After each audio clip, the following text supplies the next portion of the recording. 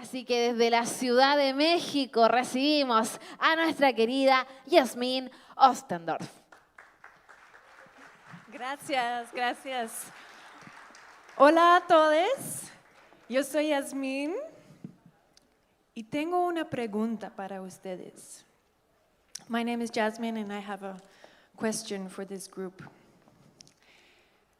What do you think about when you think about the arts?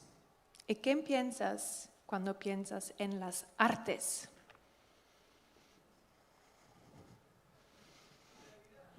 ¿Qué? Creatividad. Exacto, creativity. Expresión. Qué lindo, sí. Inspiración. ¿Qué dice? Salud. También. Amor, belleza. Exacto. I think about inspiration, about beauty, about culture, about resourcefulness, no? Inventiva. I think about improvisation also. Entonces, otra pregunta.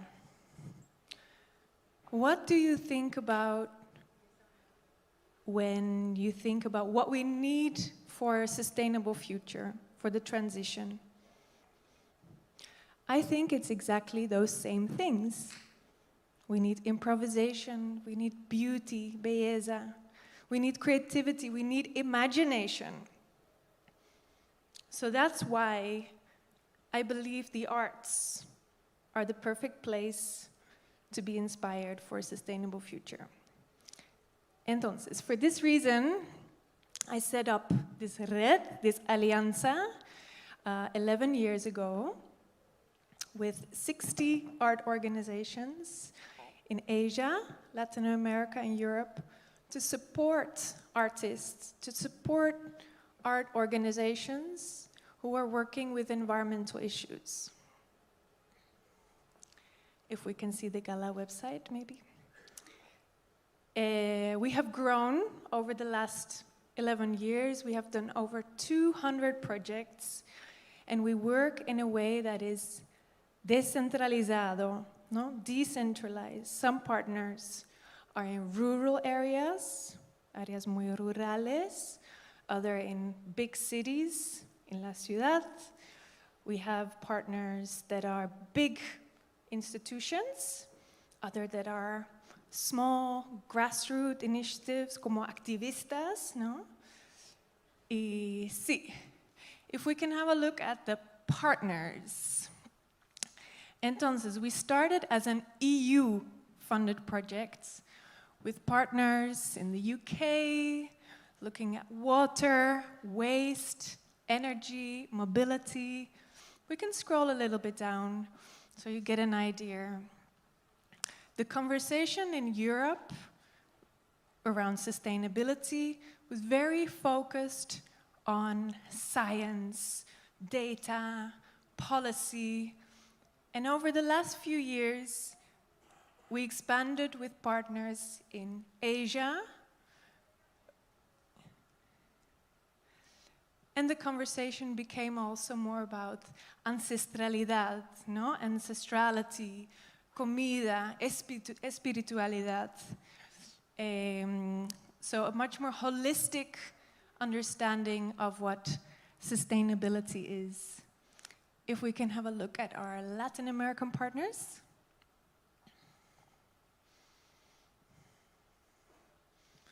We have partners in Panama, in the Amazonas, all over the world. Artists are working around social and environmental justice, and this needs to be supported.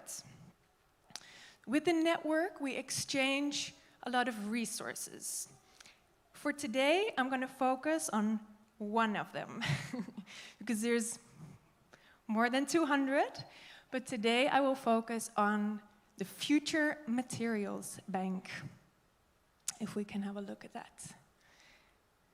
See, the Future Materials Bank is a database, no, una plataforma, to find and exchange knowledge on sustainable materials for artists. So sustainable can be biodegradable, can be non-toxic or otherwise sustainable. It's an open source platform. Everyone can add their materials to it. It has almost 400 materials in there. If we can look at Explore, below.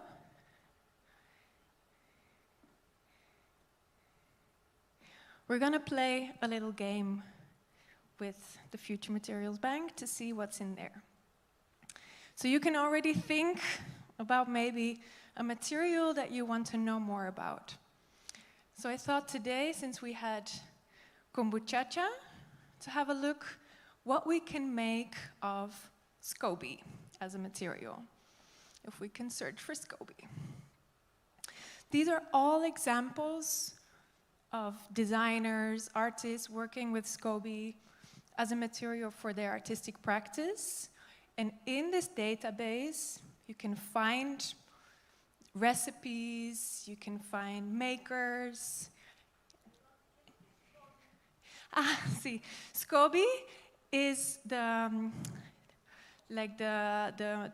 top of the kombucha, ¿no? La kombucha es la bebida, y la bebida tiene una mamá. Los microorganismos son de SCOBY, sí. And so there is over, well, almost 400 like these types of examples. The reason for the Future Materials Bank is to make more transparent how we can work ourselves with materials that are available, no? From pigments to dyes, textiles, fibers, glues, polymers. There's endless examples, and they're all more desirable, more beautiful than their toxic counterparts. Another material, can we have a look at mycelium? Do people know what mycelium is? Sí, el micelio de los hongos, ¿no? El red. Aló, aló. Aló. So we have more than 18 projects working with mycelium as a material. Mycelium you can grow in any form that you like. It grows in a mold. Yasmine, what about maybe I can be here in case anyone has a question for you? Sí. And I'm more than happy of translating here. Entonces voy a estar acá si es que alguien también tiene una pregunta en la presentación o necesita clarificar también, aquí voy a estar. Sí, super. What I find a very interesting example with mycelium, if we go a little bit down, there is a coffin. ¿Cómo se llama coffin? Sí. Ese es un ejemplo de aplicación de micelio en una caja, un frasco. Y pueden ver la estructura del micelio, cómo fue formando la estructura. So when you die, you can be buried in a coffin that goes back to nature. Your own body becomes nutrient. Entonces, cuando uno muere, se puede ir en un ataúd de micelio hecho de hongo, y así uno se muere también de una forma, esto lo estoy agregando yo, regenerativa. No soy traductor profesional. I'm adding some stuff. Sí. What I want to show you, what I want to demonstrate is that there are so many alternatives out there for all the toxic materials that we are using, from the turpentines to the paints to the plastics. There's so many, and the alternatives look more often more beautiful. And for me, this is why the arts are so important, to make it desirable to change, ¿no?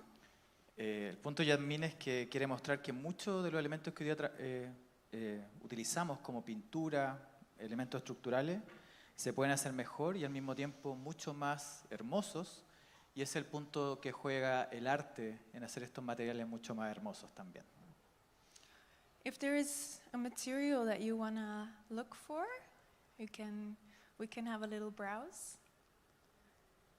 ¿Quieren preguntarse sobre algún material? Que digan si es que tiene una Sí, aplicación allá. de micelio. See? Leaf? Bark. Bark. See, if we can look for bark. B-A-R-K. Entonces vamos a buscar la aplicación de un bark. B-A-R-K. Sí. Okay. B-R. Sí. A ver. Sí, so there's 1, 2, 3, 4. 1, 2, 3, 4, 5, 6 different projects. You will see one is more like a pigment. There are shoes made out of bark. We have a pine resin. Han hecho zapatos. Any other thing? See, so basically you can search this database, like if you're looking for a bioplastic, a bioresin, you're looking for something that's circular, plant-based, etc. So there's all these search terms if you're looking for an alternative, but also I really want to invite everyone working with pigments, dyes, glues, polymers, textiles, fibers, to upload their projects, because this is truly glocal, no? It's embedded in the locality, but the world has access to this knowledge. It's truly interdisciplinary. It's working both with the arts and the industries. So, glocal, truly glocal, I would say. Sí. Entonces, acá lo bueno de esta plataforma es que pueden buscar cualquier elemento que a ustedes les interese, donde exista nueva materialidad, pueden subir también sus fotos, y ahí lo que dice Yasmine es que ahí se manifiesta la idea de local, ¿cierto? De lo local que se hace conocido de forma global. Sí, otra pregunta.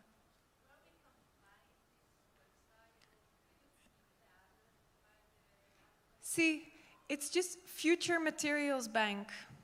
See, and in the top it has a, see, Future Materials Bank, and here in the top you see submit a material, and you go through a form where you upload your pictures. There is a policy where we try to describe what is sustainable. See, we can do that another time. It's like the form. Eso lo podemos hacer en otro momento. See, and what's important also, I think, is the lexicon. So what do we mean with all these terms, no? What is a resin? What is like a composite? What is environmentally friendly? What is chemical, etc.? So have a browse, and if you have more questions, I will be here. Entonces, si es que quieren buscar, es Future Materialsbank.com. Futurematerialsbank, banco de materiales del futuro.com, y ahí pueden encontrar esto y buscar elementos de la nueva materialidad, y recuerden que también pueden subir cómo ustedes están experimentando con la nueva materialidad. Exacto. Muchas gracias. Gracias, Yasmine. Muy bien. Impresionante. Gracias. Muchas gracias.